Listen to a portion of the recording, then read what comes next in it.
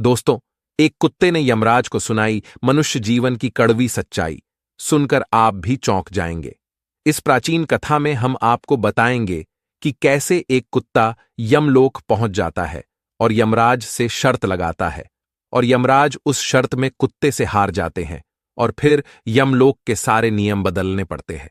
इस कथा में हम जानेंगे भगवान विष्णु ने यमराज को मनुष्य जीवन के संबंध में कौन सा महत्वपूर्ण ज्ञान दिया है। तो चलिए दोस्तों, आपका समय बर्बाद न करके कथा को शुरुआत करते हैं। दोस्तों, प्राचीन काल में मध्य देश में एक अत्यंत शोभायमान नगरी थी। उस नगरी में एक धनवान सेठ रहता था। उस सेठ के पास एक लाल रंग का कुत्ता होता है। वह सेठ बहुत लालची और कपटी स्वभाव का होता है, किंतु वह भगवान विष्णु का परम भक्त होता है। वह हमेशा अपने इष्ट देव भगवान विष्णु की पूजा आराधना करता रहता था। फिर एक दिन उस सेठ की भक्ति से प्रसन्न होकर भगवान विष्णु उससे मिलने के लिए पधारते हैं और उसे दर्शन देते हैं और कहते हैं, हे वत्स, मैं तुम्हारी भक्ति से अत्यधिक प्रसन्न हूं। मांगो, तुम्हें जो भी वर चाहिए, तुम्हारी जो भी इच्छा और मनोकामना है, मैं अवश्य पूर्ण करूंगा। वह सेठ भगवान विष्णु से कहता है, हे प्रभु, मैं आपके दर्शन करके धन्य हुआ। प्रभु, मुझे कुछ नहीं चाहिए, मेरे पास आपका दिया हुआ सब कुछ है। फिर वह सेठ एक सादा कागज निकालता है और भगवान विष्णु से कहता है, हे प्रभु, आप इस कागज पर अपने दस्तखत कर दीजिए, ताकि मैं दुनिया के लोगों को भगवान के होने का सबूत दिखा सकूं। आजकल दुनिया में कोई ये मानना ही नहीं चाहता है कि भगवान है। फिर भगवान ने कहा, ठीक है वत्स, लाओ, मैं तुम्हारे कागज पर दस्तखत कर देता हूं। इतना कहकर भगवान विष्णु उस सेठ के कागज पर दस्तखत कर देते हैं और अंतर्ध्यान हो जाते हैं। फिर वह सेठ उस कागज को हमेशा अपनी जेब में ही डालकर रखता था, ताकि वह दूसरों को भगवान के होने का सबूत दिखा सके। फिर कुछ दिनों बाद उस सेठ का वह कुत्ता मर जाता है, जिससे वह सेठ बहुत ही दुखी हो जाता है। सेठ का कुत्ता मृत्यु के बाद यमलोक में जाने लगता है। फिर यमलोक पहुंचने के बाद वह कुत्ता यमराज के सामने आकर खड़ा हो जाता है। यमराज उस कुत्ते का लेखा जोखा निकालते हैं और कहते हैं, हे श्वान, तुमने तो पशु का जन्म पाकर भी कोई पाप नहीं किया है। तुमने हमेशा अपने मालिक के साथ वफादारी की है, कभी किसी पशु पक्षी आदि प्राणियों को कष्ट नहीं दिया है। तुमने अपने सभी काम बड़े ईमानदारी के साथ किए हैं। हे श्वान, एक कुत्ते का जन्म पाकर भी तुमने कोई भी घृणित कार्य नहीं किए हैं, इसीलिए तुम्हारे सभी जन्मों के पाप अब नष्ट हो चुके हैं। हे श्वान, अब तुम बताओ, तुम किस लोक में जाना चाहते हो? तुम जहां चाहोगे वहां तुम्हें भेजा जाएगा। तुम जिस प्राणी का जन्म चाहते हो वह जन्म भी तुम्हें दिया जाएगा। हम तुम पर बड़े ही प्रसन्न हैं। शीघ्र बताओ, तुम्हारी क्या मनोकामना है? फिर वह कुत्ता बोलने लगता है, हे धर्मराज, आप चाहे मुझे नरक में भेजो या स्वर्ग में, मैं कहीं पर भी जाने के लिए तैयार हूं। लेकिन मेरी आपसे विनती है कि मैं जिस भी स्थान पर रहूं, मैं किसी मनुष्य के बंधन में ना रहूं। मुझे किसी मनुष्य की गुलामी न करनी पड़े और ना ही मुझे मनुष्य का जीवन चाहिए। आप कृपा करके मुझे कोई उचित स्थान प्रदान करे। कुत्ते की बात सुनकर यमराज आश्चर्यचकित होते हैं और सोचने लगते हैं कि मनुष्य का जीवन पाने के लिए तो देवता भी तरसते हैं, फिर यह कुत्ता मनुष्य का जीवन ना देने की कामना क्यों कर रहा है? फिर यमराज उस कुत्ते से कहते हैं, हे श्वान, तुम मनुष्यों से इतना द्वेष क्यों करते हो? मनुष्य का जन्म पाने के लिए तो बड़े बड़े देवता भी तरसते हैं। पृथ्वी पर तो मनुष्य का जीवन ही सर्वश्रेष्ठ है। फिर क्यों तुम मनुष्य का जन्म नहीं पाना चाहते हो? इससे पहले तुम्हें कभी मनुष्य का जीवन नहीं मिला है, शायद इसीलिए तुम मनुष्य जीवन के फायदे नहीं जानते हो। तुम एक बार मनुष्य का जीवन प्राप्त करके देखो, तुम्हें पता चलेगा कि उसके कितने फायदे हैं। यमराज की बात सुनकर वह कुत्ता कहता है, हे धर्मराज, मैं जानता हूं कि मनुष्य का जन्म कितना अनमोल है, लेकिन मनुष्य बड़ा ही स्वार्थी, धूर्त, कपटी और चालाक होता है। जब वह अपना मतलब देखने लगता है तो सही गलत सब कुछ भूल जाता है। उसकी तृप्ति किसी चीज से नहीं होती। सारे संसार का धन भी उसे मिल जाए तो भी वह संतुष्ट नहीं रहता। उसकी भूख कभी नहीं मिटती है। मनुष्य बड़ा ही असंतोषी होता है। वह अकारण ही दुखी रहने लगता है और दूसरों को भी दुख देने लगता है। मनुष्य मुझ जैसे बेजुबान जानवरों को अपना गुलाम बनाकर रखता है और अपना काम निकलवाता रहता है। इतना ही नहीं, मनुष्य तो भगवान को भी धोखा देता है। इसीलिए मुझे मनुष्य जन्म नहीं चाहिए। यमराज कहते हैं, हे श्वान, ये तुम क्या कह रहे हो? मनुष्य भगवान को धोखा भला कैसे दे सकता है? तुम जरा बताओ, मैं भी तो जानूं। फिर कुत्ता कहने लगता है, हे धर्मराज, मनुष्य जब मंदिर में जाता है तो स्वार्थी मन से भगवान की पूजा करता है। भगवान से कहने लगता है, हे भगवान, मेरा ये काम बना दो, मैं इतने पैसे चढ़ाऊंगा, दान धर्म करूंगा, भंडारा करूंगा, गरीबों को कपड़े दान करूंगा।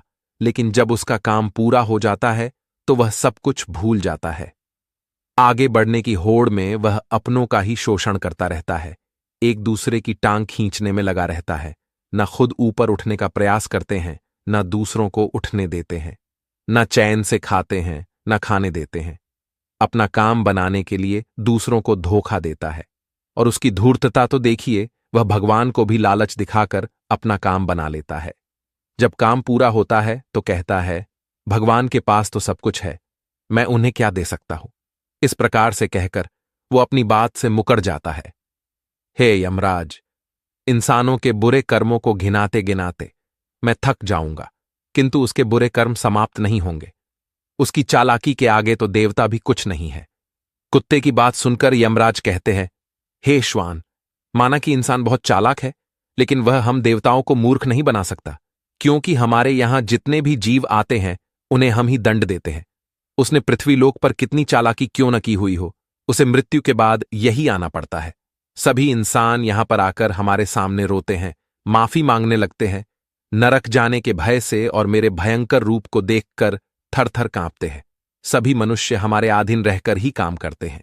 फिर वह कुत्ता बोलता है, हे धर्मराज, आपके पास जितने भी मनुष्य आते हैं वे सब मरे हुए होते हैं। आपका पाला किसी जीवित इंसान से नहीं पड़ा है। यदि आप किसी जीवित मनुष्य को यमलोक लेकर आओगे तब आपको पता चल जाएगा कि जीवित इंसान कितना खतरनाक होता है। उस कुत्ते की बात सुनकर यमराज को आश्चर्य हुआ और गुस्सा भी आ गया। वे सोचने लगे, ये तो हमारे यहां पर आकर हमारा ही अपमान कर रहा है। इस तुच्छ कुत्ते को दिखाना होगा हमारे सामने कोई इंसान कुछ भी नहीं है। इंसानों की चालाकी हमारे सामने नहीं चल सकती। इस बात को साबित करने के लिए यमराज अपने दूतों को बुलाते हैं और कहते हैं, हे दूतों, जाओ और इस कुत्ते के मालिक को जीवित ही उठाकर यमलोक लेकर आ जाओ।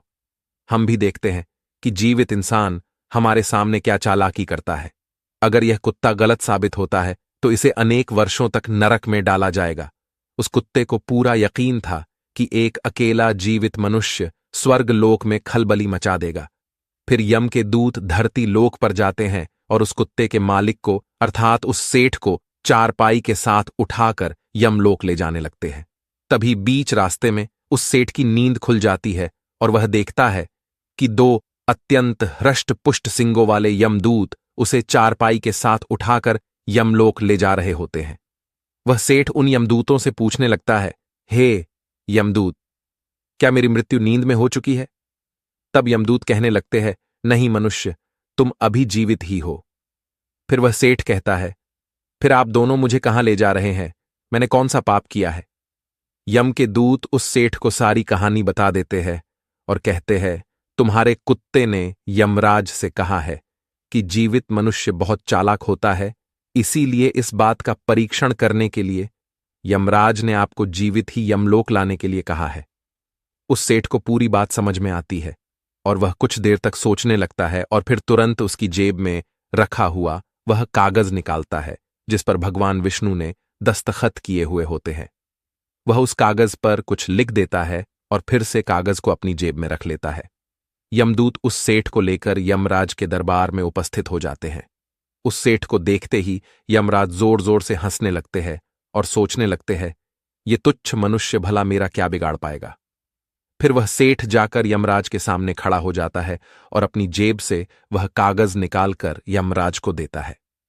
जब यमराज उस कागज को खोलकर पढ़ने लगते हैं तो वे तुरंत ही सिंहासन से उठकर खड़े हो जाते हैं और उस सेठ को सिंहासन पर बिठाकर खुद उसके स्थान पर खड़े हो जाते हैं, जिसे देखकर यमराज के सभी दूत चौंक जाते हैं, सोचने लगते हैं, यमराज ये क्या कर रहे हैं? एक मानव को अपने सिंहासन पर बिठा रहे हैं। ये जरूर कोई पहुंचा हुआ इंसान लगता है। वह सेठ अब यमपुरी का राजा बन जाता है। यमराज भी उसका आदेश मानने के लिए विवश हो जाते हैं। फिर वह सेठ सिंहासन पर बैठते ही यमलोक के सभी कानून बदल देता है और यमराज को ही यमलोक के द्वार का पहरेदार बना देता है। फिर वह सेठ सोचने लगता है, जब मैं मर जाऊंगा तो मुझे भी यहां पर आना पड़ेगा और मेरे पाप कर्मों के कारण मुझे भी नरक में डाला जाएगा। इसीलिए उस सेठ ने नरक में पड़े सभी प्राणियों को स्वर्ग में डालने का आदेश दिया और नरक का द्वार हमेशा के लिए बंद कर दिया। और फिर सभी यमदूतों को आदेश दिया कि आज के बाद किसी भी प्राणी को नरक में नहीं डाला जाएगा, सभी प्राणियों को स्वर्ग में ही भेजा जाए। सेठ के इस आदेश को सुनकर स्वर्गलोक में खलबली मच गई। सभी देवता हैरान हो गए, लेकिन वे कर भी क्या सकते थे। आदेश यमलोक के राजा ने दिया था, इसीलिए चुपचाप सभी उसका पालन करने लगे। स्वर्गलोक का संतुलन पूरी तरह से बिगड़ गया। धीरे धीरे स्वर्गलोक में जीवों की भीड़ बढ़ने लगी, जिनकी सेवा करके स्वर्गलोक के कर्मचारी और अप्सराएं परेशान होने लगे और सोचने लगे, इतने सारे जीवों की सेवा कैसे कर पाएंगे। उधर वह कुत्ता सोचने लगा, यमराज को जीवित मनुष्य को यमलोक में लाना कितना महंगा पड़ गया। सेठ जी ने सब कुछ बदल दिया है, आखिर ऐसा कैसे हुआ। फिर वह कुत्ता अपने सेठ के पास गया और पूछने लगा, सेठ जी, आपने ये सब कैसे किया? अब तो आप यमलोक के राजा बन गए हैं, अब मैं सारे जीवन आपका दास बनकर रहूंगा। कृपया आप मुझे बताइए कि आपने ये सब कैसे किया। तब उस सेठ ने धीरे से उस कुत्ते के कान में कहा, जब मुझे पता चला कि मुझे जीवित ही यमलोक ले जाया जा रहा है, तो मैंने भगवान विष्णु के दस्तखत किए हुए कागज पर यह लिख दिया कि जिस जीवित मनुष्य को यमराज यमलोक बुला रहे हैं, उसे यमलोक का राजा बना दिया जाए। यही मेरा आदेश है। उस कागज पर भगवान विष्णु के दस्तखत देखकर यमराज को लगा कि यह भगवान विष्णु का ही आदेश है, तो उन्होंने बिना विचार किए ही मुझे यमलोक का राजा बना दिया। सेठ की बात सुनकर वह कुत्ता बहुत खुश हुआ और सोचने लगा, इंसानी दिमाग चाहे जहां भी रहे, खुरापात तो करेगा ही। इधर यमलोक का ऐसा हाल देखकर सभी देवता भगवान विष्णु से मिलने के लिए वैकुंठ चले गए और उन्हें सारी बात बता दी। देवताओं की सहायता करने के लिए भगवान विष्णु तुरंत ही यमपुरी में आ गए, तो उन्होंने देखा कि यमराज यमलोक के द्वार पर पहरा दे रहे हैं। फिर यमराज के सिंहासन पर कौन बैठा है?